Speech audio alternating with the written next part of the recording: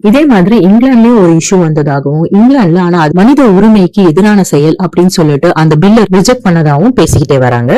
Okay, இப்ப இந்த professor Korea வந்துட்டாரு. நான் முன்னாடியே சொன்ன மாதிரி ஆளுங்கட்சியில இருந்தா இவரை கூப்பிட்டுருப்பாங்க. இந்த டிஎன்ஏ டெஸ்டிங் பத்தி பேசிட்டு இருந்தாரு இல்லையா, சோ இத அவர் தான் பண்ணணும், அவர் தான் கண்டுபிடிச்சிருக்காரு இல்லையா, அதனாலதான் அவரை டிஸ்கஸ் பண்ண கொரியாவுக்கு கூப்பிட்டுருக்காங்க போல இருக்கு. இப்ப இவர் கொரியாவுக்கு வந்துட்டாரு. யாரோ ஃப்ரெண்டு கூட பேசிட்டு இருக்காரு. நான் ஒர்க்க முடிச்ச உடனே உங்க வீட்டுக்கு வரேன் அப்படின்ற மாதிரி சொல்லிட்டு வராரு.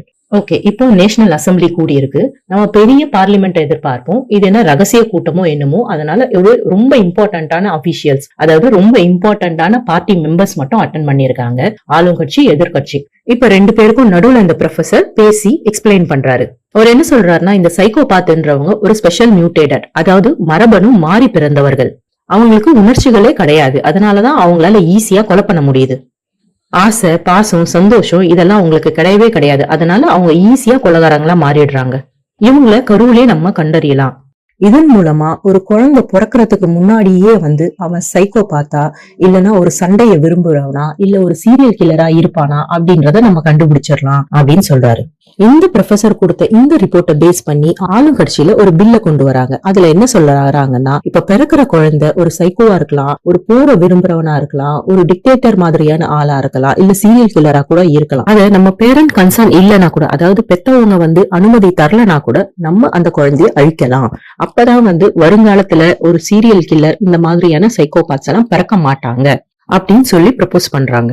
இந்த டாபிக்ல டிஸ்கஷன் கண்டினியூ ஆகுது. இன்னொரு மெம்பர் என்ன சொல்றாருன்னா, நான் இதை கண்டிப்பா ஆமோதிக்கிறேன். இந்த மாதிரி ஒரு ஆப்ஷன் இருந்திருந்ததுன்னா இந்த 18 பேர் இறந்திருக்க மாட்டாங்க. இதுக்கு மேற்பட்ட எவ்வளவு பேர் இருக்காங்கன்னு தெரியாது, அவங்களும் இறந்திருக்க மாட்டாங்க. ஏன் வேர்ல்டு வாரே நடந்திருக்காது, ஹிட்லர் கூட பிறந்திருக்க மாட்டாங்கன்ற ரேஞ்சுக்கு பேசுறாங்க.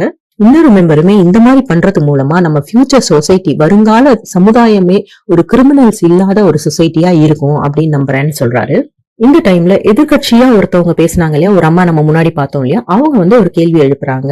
ப்ரொஃபசர் லீய பார்த்து, ப்ரொஃபசர் லீ இந்த டெஸ்ட் எவ்வளவு % அக்யூரேட் அப்படின்னு சொல்றாங்க. அதுக்கு ப்ரொஃபசர் 99% அக்யூரேட் மேடம் அப்படின்றாரு. இப்ப ஏன் அந்த 1% விட்டுட்டீங்கன்னா, அந்த 1% ஜீனியஸ் ஜீனு குறிக்கும். அதாவது ரொம்ப புத்திசாலி, ரொம்ப அறிவாளி, திறமசாலியா இருக்காங்க இல்லையா, அவங்களுக்குமே இதே மாதிரி சைக்கோபாத்க்கு இருக்கிற மாதிரி ஜெனட்டிக்கல் அமைப்பு, அதாவது அந்த மரபணு சொல்றாங்க இல்லையா, இந்த சைக்கோபாத்ஸ்க்கும் சரி ஜீனியஸ் ஆனவங்களுக்கும் சரி அமைப்பு ஒன்னா இருக்குமா, அதுல இருந்து வேறுபடுத்தி பாக்குறது ரொம்ப கஷ்டம் அப்படின்னு அவரே ஒத்துக்கிறாரு.